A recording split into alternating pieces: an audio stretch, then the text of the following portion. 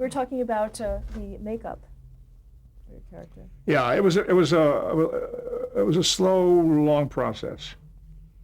And as a matter of fact, the makeup that we ended up with for the first pilot was later refined quite a bit when we went into making the second pilot of the series. The first pilot did not sell the series. It was very highly produced, very intelligent pilot, but the feeling was that the word came back too cerebral, was what they said. In the meantime, I went through a very tough process. The makeup was difficult to find. We worked on it and worked on it. We had eyebrows and we had the haircut, and the haircut was kind of jagged. My first sense of the character was that he should be kind of crude. I didn't have a cool look in mind at first. I had this jagged haircut and bushy eyebrows, and we went through a struggle with the ears. Couldn't get them exactly right. The company, Desilu, was producing the show, and they had contracted the earpieces out to a company that couldn't do them well. Freddie Phillips, who was doing the makeup, said, we've got to get somebody else. They said, no, we've already paid them, it's contracted, make them do it. Well, they never did get it right, and Freddie had to force Desilu to pay some additional money to get me the proper ears, otherwise it would have been a disaster. The ears just looked grotesque and funny. But we did the first pilot, and too cerebral, and then we did the second pilot, and my character started to chill out gradually. It was clearer in the writing and clearer to us in the makeup department that he should be cooler, more controlled, more logical, more intellectual, rather than a hot character. And then I had a shock.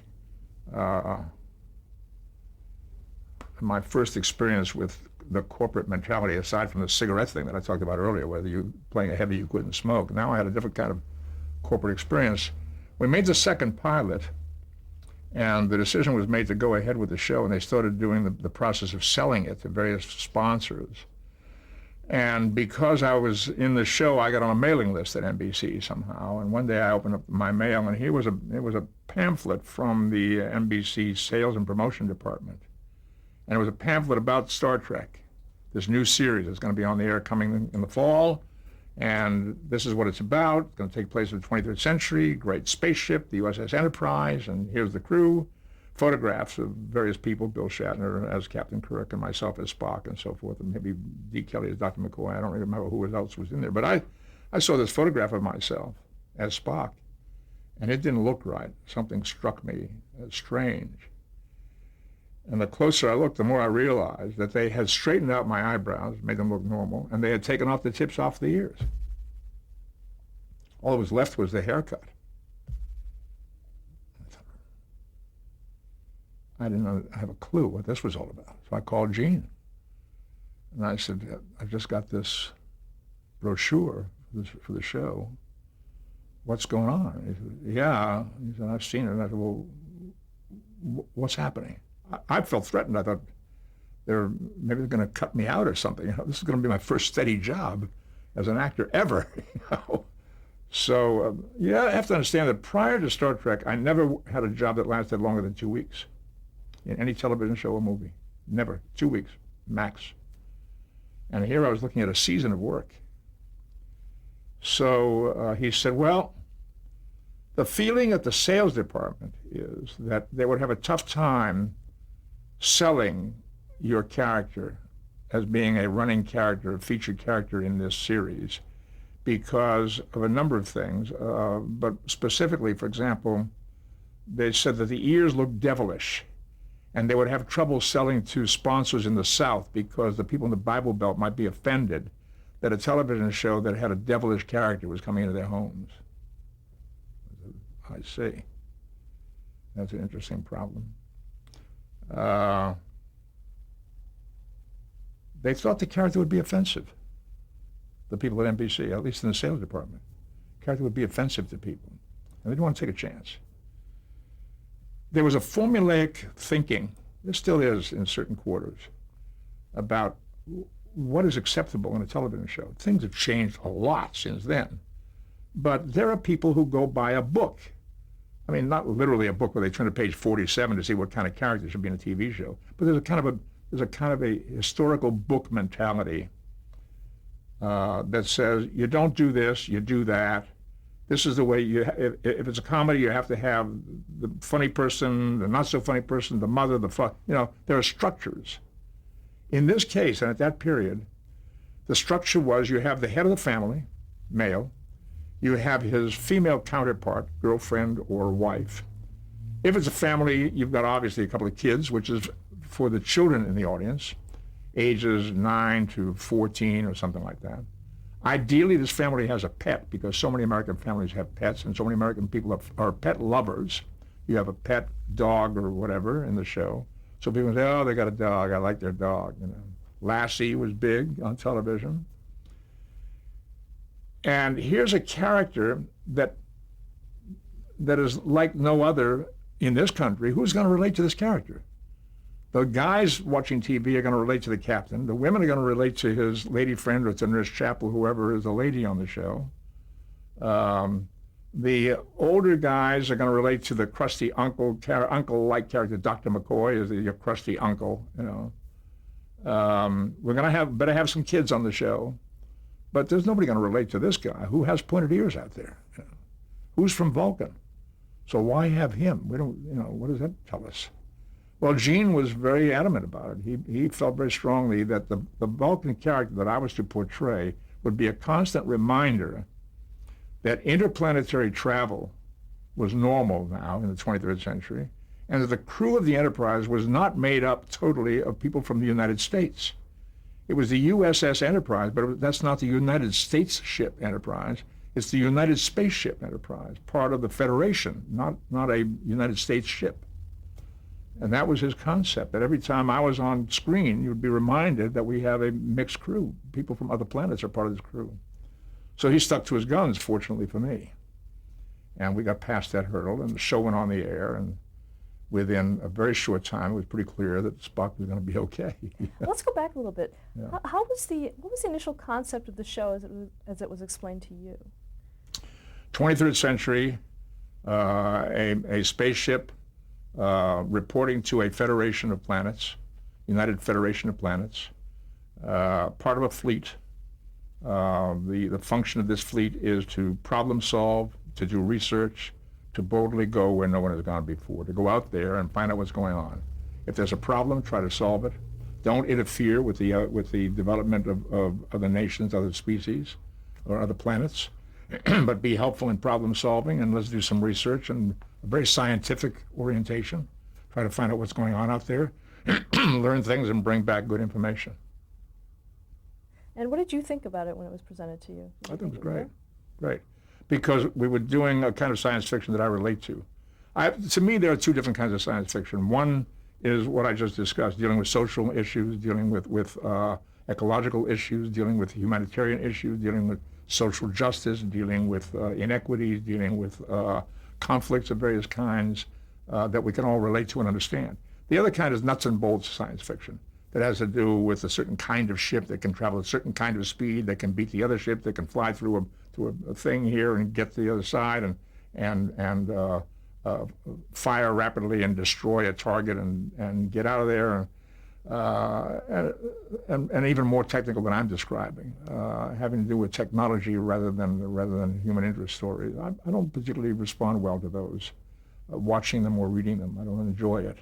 I enjoy something that I can relate to as a human being. Were the social issues in terms of Gene Roddenberry, was that something he wanted to focus on? Clearly, we were in a period where social issues were the issues of the day. We're talking about Martin Luther King and race relations. We're talking about scientific issues that were just being discussed for the first time, overpopulation, ecological issues. People for the first time were becoming conscious of what might happen to this planet if we kept doing to it the things that we're doing.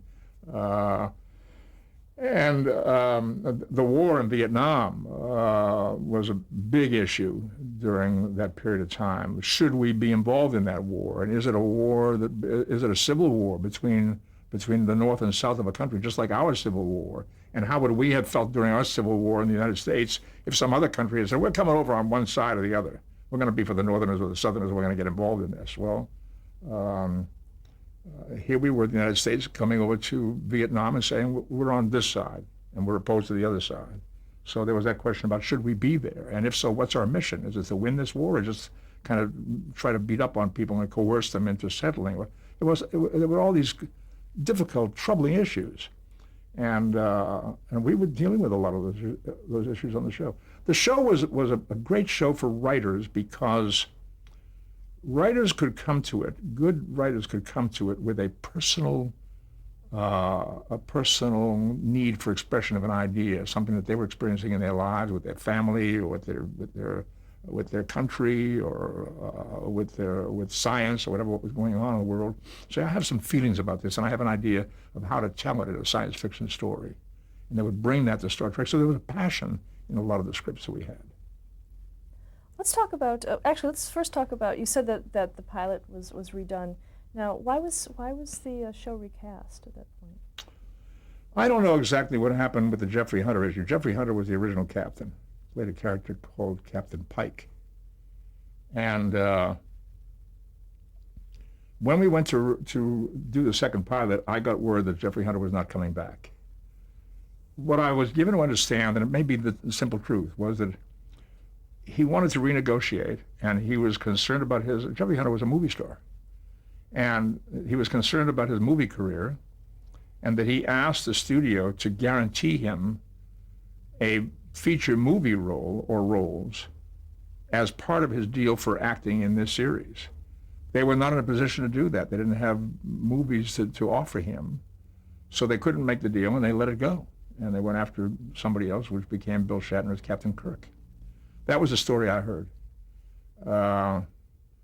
Some of the other characters were recast as well. I was the only, I was the only actor who was carried over from the first pilot to the second, playing the same role.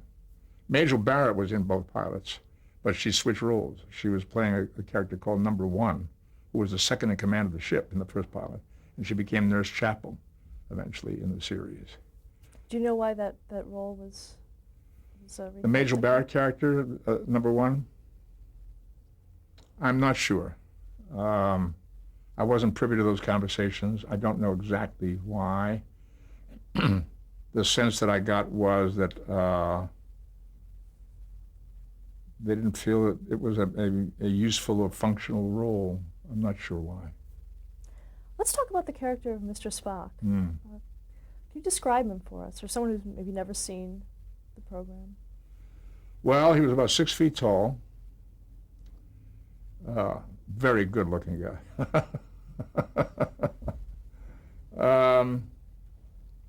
Pointed ears, slanted eyebrows, slightly greenish-tinged skin, a severe bowl haircut, short hair, bowl cut across the forehead. And the slightly greenish tinge in the skin was attributed to the fact that the copper content in his blood, heavy on the copper side in the blood. So he had this kind of a greenish, somewhat greenish, yellowish greenish look. Typically thoughtful, reserved, took great pride in being a logical creature rather than a creature of emotion. In fact, came from an Earth human mother and a Vulcan father. And the Vulcans were described as a race who at one time had been extremely emotional and quarrelsome, and had almost done themselves in because they were always in a fight with each other or somebody else. And at one time in the past had come to the conclusion that to preserve their race, they had to move to logic and to eliminate emotion. That emotion was dangerous for them and catastrophic, potentially catastrophic. So they ruled out emotion and became a logical race. And Spock is the product of a very logical father and a very logical line of heritage on that side. On his mother's side, human. So he was a character who was in constant internal conflict, the choosing to be logical, but having to deal occasionally with his emotional side, and to repress that and deny it constantly. I thought it was a very human construct. You stop and think about it. Many of us, if not all of us, go through this conflict, particularly as adolescents. That's where it usually manifests itself the most. Before we have become logical thinking people, we are irrational, childish, impetuous, inclined to be angry and get into fights and so forth. Why do adults get into less fights than children do? Because they've gone to the logical side. They've become more thought-oriented than emotional-oriented, more left brain than right brain. And so I think it was easy for humans to identify with them, to understand what that process was. And in the episodes, in the earliest episodes where we were able to demonstrate that, where you saw Spock struggling with that control, the audience said, I get this guy. I know what's going on with him. It worked quite well. What were his strengths? He was a very bright person, a scientist, very knowledgeable, very familiar with human history and human nature, very extremely loyal, committed, dedicated to serving the fleet, the ship, and the captain. Dependable, obsessive about getting things right. Sometimes a weakness, but usually a strength. And what about weaknesses? Weaknesses. Witnesses? Weaknesses. Weaknesses. Well, there was always the vulnerability of for him, showing emotion would be very embarrassing, wrong for Vulcan. A difficult relationship with his father, who always demanded more than Spock seemed to be able to deliver. He was always trying to prove to his father that he was a good Vulcan. Sometimes lacking in the emotional ability to relate to a humanistic situation, and therefore could be faulted for being too logical, too scientific, too precise, too cold and distant. McCoy would accuse him of that often, cold-blooded, blah, blah, that kind of thing. Now, when he was originally written, how close was he to what he ultimately became on the show? Well, I think it was a process of development. It wasn't all there from the start. There were clues and there were potential opportunities. But I remember, I think it was the very first episode we were filming after the pilot, when we started into production, that there was a scene in which the ship was being threatened by some outside problems, an outside dangerous force. And there was a lot of activity on the ship. The captain is saying, do such and such, press this button, do this, warp 3, get us out of here, and so forth. Other people are reacting and scurrying around. And I think I'm remembering correctly that Spock had one word to say, and the word was fascinating. And we're looking at this thing on the screen, and everybody else is reacting, oh, look at it, blah, blah, blah, blah, blah, blah. And I got caught up in that energy, and I said, fascinating. And the director said, gave me a brilliant note, and said, be different, be the scientist, be detached. See it as something that's a curiosity rather than a threat. Thank you. I said, fascinating. Well, a big chunk of the character was born right there. And when the producers and writers would see that kind of thing happen in the film the next day, they would start to write to that. And when they'd see some little friction between McCoy and myself, he the humanist and me the anti-humanist, and it got to be funny, they'd write to that. So the character started to develop. Did you model him after anyone you knew?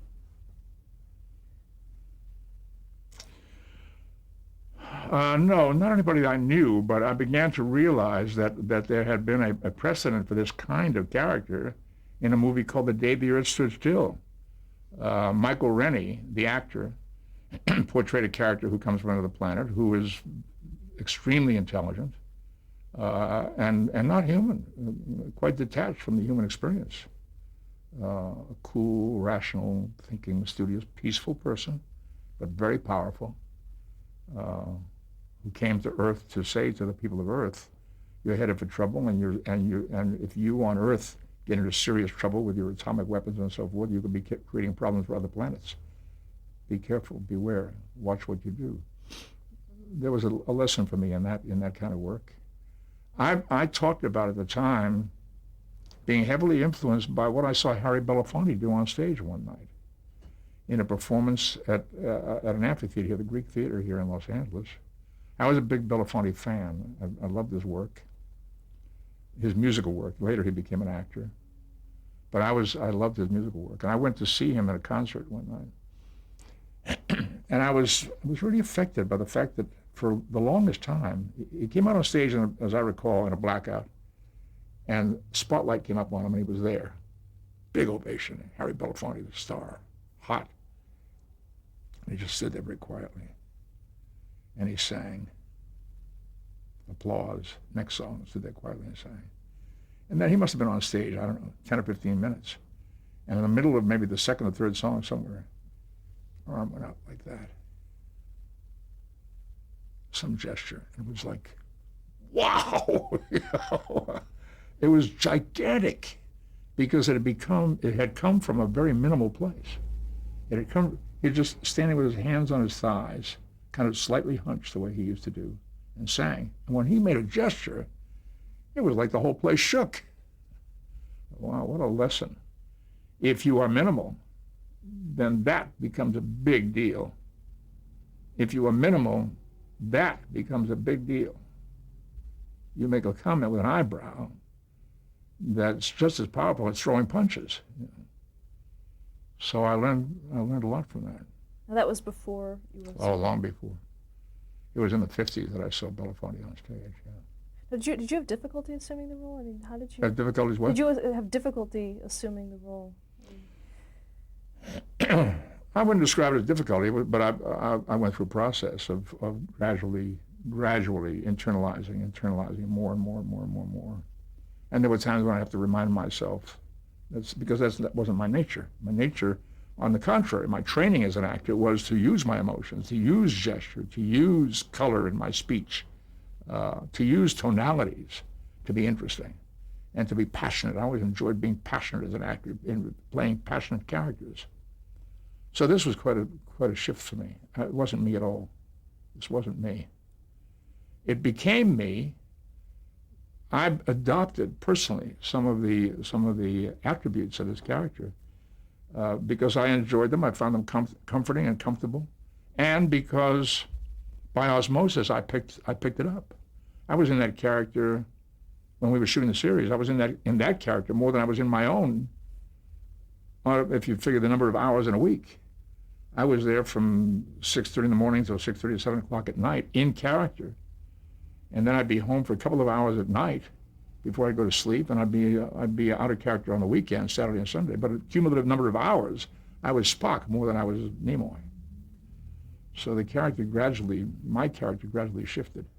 Was there a point where you felt that you got the character? I think that moment that I mentioned, that fascinating moment, was a big step. And I also, I got feedback from the producers and writers that gave me clues about what was working.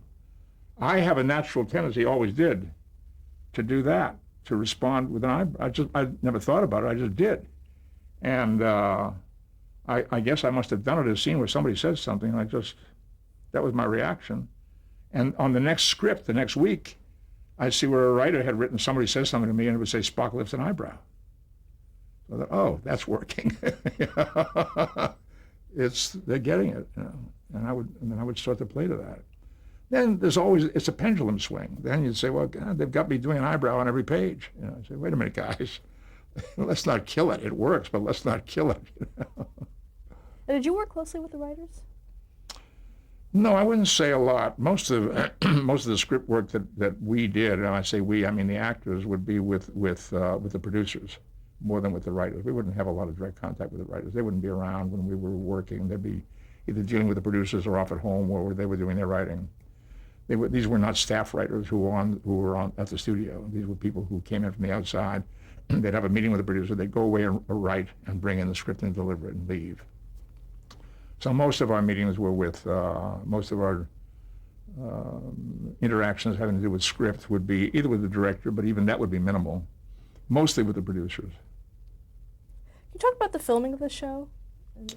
Maybe the schedule from... My work schedule on the series was usually report for work at 6:30, ready to go on stage to shoot at 8. There was about an hour and a half for the makeup, and then another 10 or 15 minutes to gulp down a breakfast and get the clothes on and step out of the dressing room and onto the stage, onto the set, ready to start working at 8 o'clock. And it was very punctual. I was usually the first actor in. Other actors would start arriving at around 7. Bill Shatner would start arriving at around 7, and other actors would come in at 7.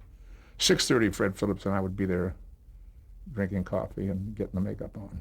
And the ears were not the entire process. Many people thought it was all about getting the ears on. The eyebrows were very painstakingly applied, hair by hair each morning, fresh. So that was time-consuming too. Did you have rehearsals? Did I have what? Rehearsals. Rehearsals. Rehearsals would typically be, yeah, you'd have a rehearsal, but not before this, not outside of the shooting schedule, within the shooting schedule. So if an episode started shooting on a Monday morning, typically you came on the set ready in costume and makeup at 8 to do the first scene, and you'd have a rehearsal of that scene. The director would say, okay, Leonard Spock comes in the door to open the scene, and Bill is in his chair, and D, you make a cross over this way as Leonard comes in, and meet him as he comes in the door, and the two of you come down and land here to have this conversation with Bill. Let's rehearse it, please. Okay, ready. And I'd walk out and say, action, come in the door, come down the steps, here comes D. Kelly as Dr. McCoy, we meet, and we stand there and play the scene, maybe 2 or 3 pages of dialogue. What's up, fellas? Well, Captain, we just discovered that such and such and so and so. Oh, really? I was wondering about that. Is it time to? Yeah, we better go. Okay. All right, warp 3. Scene is that would be the rehearsal, and then you shoot it. Now, how long did you have the script before you'd start shooting? That would vary greatly. Sometimes 3 or 4 days. Sometimes the night before we'd start shooting the show. It would depend not really on the condition the script was in when the writer delivered it. If the script was in good condition and distributable, we'd get it maybe 3 or 4 days in advance, maybe as much as 4 or 5 days in advance. If the script was a last-minute delivery or needed work right down to the last minute, we might not get the script until the morning we'd start shooting it. And sometimes, even then, only part of the script, because some of the rest of it might still be in the writing process even as we shot the show. As an actor, how did you accommodate special effects? Like the transporter? We did not have an awful lot of special effects in the original series. And special effects that were done very crudely and very quickly. The transporter thing was a very clever way of avoiding having to land the ship. To land the ship, to show the ship landing, would be an expensive special effect. You'd have to shoot the model coming in on a planet, and then you'd have to have the exterior of the entire ship or a large section of it, and the door would open, people come out and so forth. Did away with all of that. You step into a little chamber, and somebody would say, energize. You'd cut to the guy doing the buzz thing, and then you'd cut back to us standing there for a few seconds, cut the film. Now we'd leave that chamber, and the camera would stay exactly in the same position, locked down, roll some film of the empty chamber, and do a simple dissolve from us there to us not there. So you see the figures gradually disappearing. The special effects department would take that film and put little gold glitter dripping through each character. So you'd have that ripple effect, and we were gone. It was minutes shooting it. Okay, let's stop here to change the tape. Yeah.